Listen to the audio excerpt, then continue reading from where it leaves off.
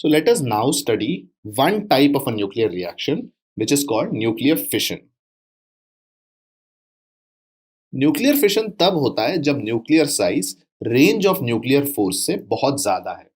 To visualize this, imagine a large nucleus which has a nucleon like this. इस nucleon की range अगर nucleus की size से छोटी है, that's when fission happens. So to compensate for this, ये split होता है into two small nuclei. बड़े न्यूक्लियाई जब दो स्मॉल न्यूक्लियाई पे स्प्लिट होते हैं, that's what we call as fission. So उससे न्यूक्लियर एनर्जी डिक्रीज होता है, जिससे स्टेबिलिटी ऑफ न्यूक्लियस इंक्रीज होता है, और इसी को हम न्यूक्लियर फिशन बुलाते हैं.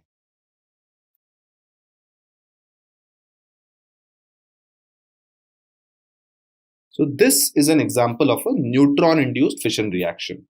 यहाँ पे आप देख सकते हैं, if a neutron hits a big nuclei, वो बिग न्यूक्लियाई से कोलाइड होके दो छोटे न्यूक्लियाई में टूट जाता है, and it also releases new neutrons in the process.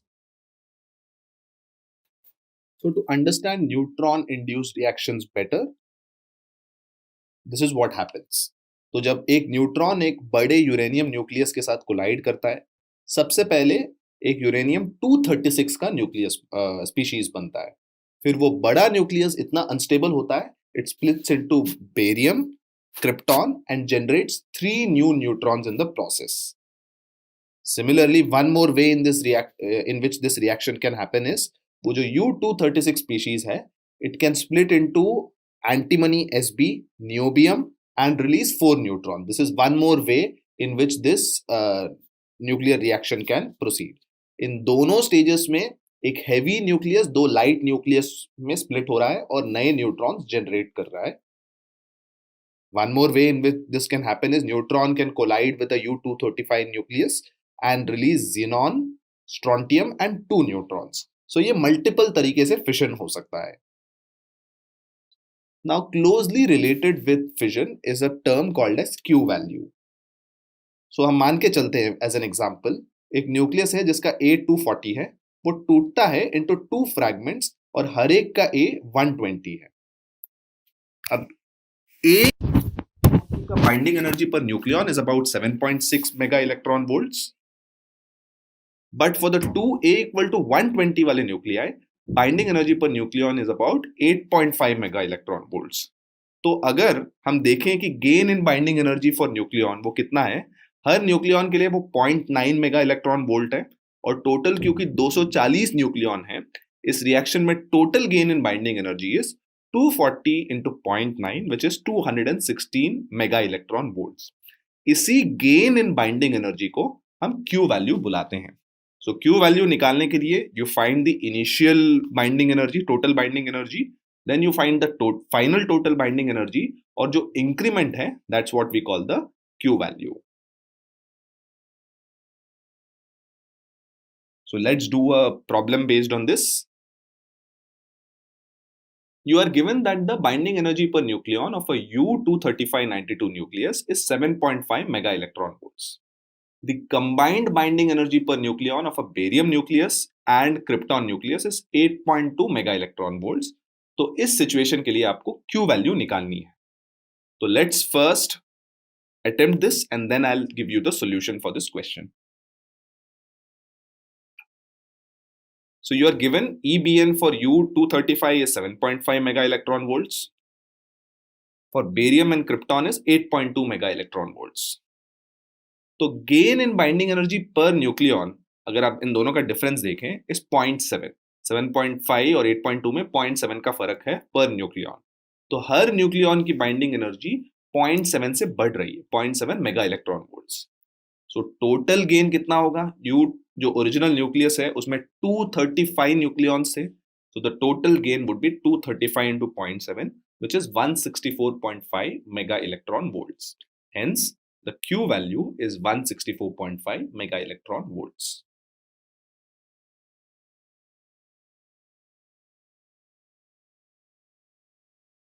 अब एक चीज हम देख सकते हैं, हर रिएक्शन में एक्स्ट्रा न्यूट्रॉन रिलीज हो रहे हैं.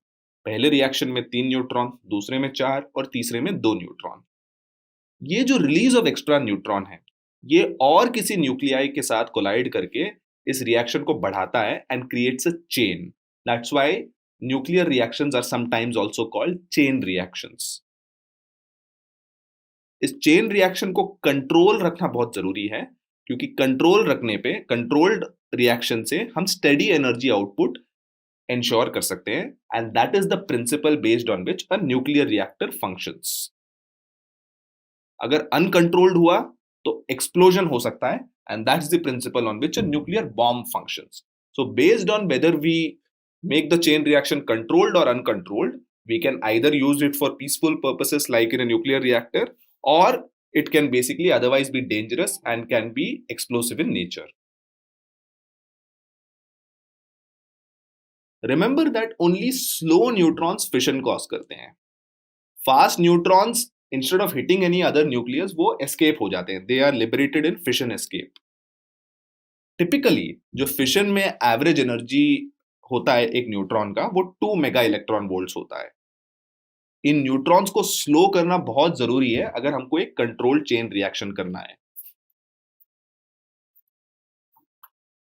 सो for this we do elastic bombardment with a light nuclei. Elastic bombardment में क्या होता है, let's visualise this. So what happens here is a neutron और a light nucleus collides with another species, and this collision is elastic in nature. तो जो neutron है, elastic collision में we know that अगर एक स्पीशीज रेस्ट में है और it collides elastically with another species, there is basically an exchange of velocities. Hence the neutron now comes to a rest. Proton energy को carry away करता है. Proton और the nucleus carries away the energy. So this is how the collision usually happens. So now we just saw that like nuclei पे जब neutron elastically collide करता है तो neutron slow हो जाता है और इट कम्स टू रेस्ट. अब इन लाइट न्यूक्लियाई को एक स्पेशल नाम दिया जाता है. जो फास्ट मूविंग न्यूट्रॉन्स जिन लाइट न्यूक्लियाई को स्ट्राइक कर कर रेस्ट पे आते हैं, ऐसे लाइट न्यूक्लियाई को हम मॉडरेटर्स बुलाते हैं. Commonly use moderators are water, heavy water which is water में H2O होता है, हेवी वाटर में ड्यूटेरियम ऑक्साइड होता है. Instead of hydrogen you have an isotope of hydrogen which is deuterium, and sometimes graphite is also used. जो Bhabha atomic research centre Mumbai में जो Apsara reactor है, which is one of the earliest reactors India had, that uses water as a moderator. Most other Indian reactors जो power production के लिए use होते हैं, वो हेवी वाटर को यूज करते हैं as their moderator to slow down neutrons. Now इस whole process में there is something we call as multiplication factor K. This multiplication factor is defined as कि किसी भी fission reaction में it's the ratio of the number of neutrons generated divided by number of neutrons जो preceding generation में आए थे. So this ratio is called the multiplication factor. So ये measure है of the growth rate of neutrons in a reactor. So K equal to अगर 1 हो, मतलब जितना इनिशियल नंबर ऑफ न्यूट्रॉन्स है वही फाइनल नंबर ऑफ न्यूट्रॉन्स हैं, तो ऑपरेशन ऑफ द रिएक्टर को हम क्रिटिकल बुलाते हैं. सो ये K इक्वल टू 1 जब होता है तो steady power operation basically is possible. But K अगर 1 से बड़ा है, we then say that operation of the reactor is super critical, मतलब न्यूट्रॉन्स की गिनती बढ़ती जा रही है. That is a dangerous situation and can lead to explosions in the reaction. So let's now do a concept test based on what we studied. If 5 neutrons can stimulate a reaction, तो एक reaction को stimulate करने के लिए अगर 5 neutron की जरूरत है और फिशन के बाद 7 न्यूट्रॉन आते हैं, तो मल्टीप्लिकेशन फैक्टर का वैल्यू क्या है?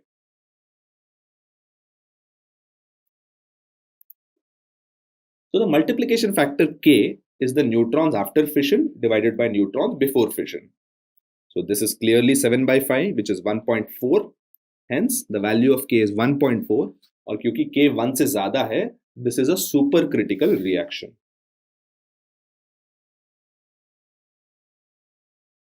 Now, let us now understand the principle of operation of a nuclear reactor based on a thermal neutron fission. So it has lots of components that we can see. हर एक को हम detail में देखेंगे.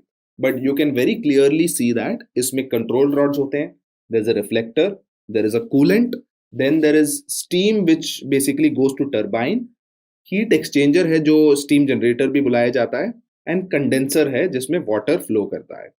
So these are the basic components of a nuclear reactor which we will now study in detail. So let's first study the core. Core वो जगह है जहां पे एक्चुअली न्यूक्लियर फिशन होता है. It is the site of nuclear fission. So in the core, fuel elements like enriched uranium are kept. So this is how they are inserted in the core.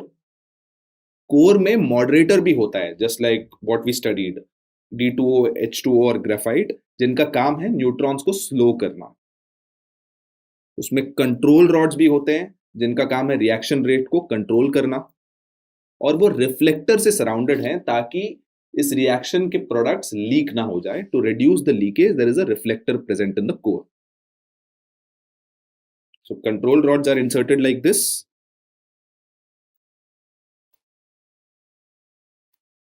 Now, moderators, as we studied, are used to slow down neutrons. So, if you remember, commonly used moderators say water, heavy water, graphite. Mumbai के BARC Apsara reactor में water use होता है as moderator, and other Indian reactors usually typically use heavy water as the moderator. Control rods neutron absorbing material से बने होते हैं और इन्हीं से रिएक्शन रेट को कंट्रोल किया जाता है. So like we saw, they are inserted in the core. और कंट्रोल रॉड यूज करने के लिए जो मटेरियल यूज होता है वो टिपिकली कैडमियम या बोरॉन होता है, because they are very good at absorbing neutrons. Now there is something which is also used in a nuclear reactor which is called a coolant.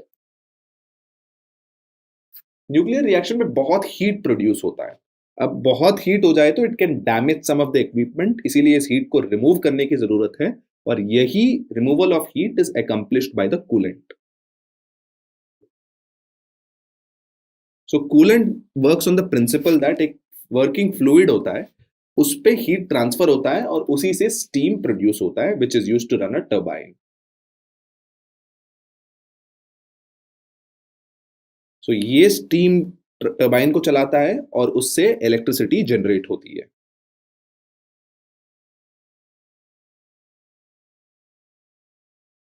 तो टिपिकली इन अ nuclear reactor जो पूरा assembly है उसको shield किया जाता है ताकि हार्मफुल रेडिएशन बाहर ना आए. एक कंटेनमेंट वेसल होता है जिससे ये एस्केप ऑफ फिशन प्रोडक्ट्स को प्रिवेंट किया जाता है. बट इसके बावजूद there is some nuclear waste generated in any nuclear reaction. इसको प्रोटेक्ट करने के लिए एक्सट्रीम केयर नीडेड है, क्योंकि अगर ये न्यूक्लियर वेस्ट ह्यूमन कॉन्टैक्ट में आ गया तो वो एक्सट्रीमली हार्मफुल होता है.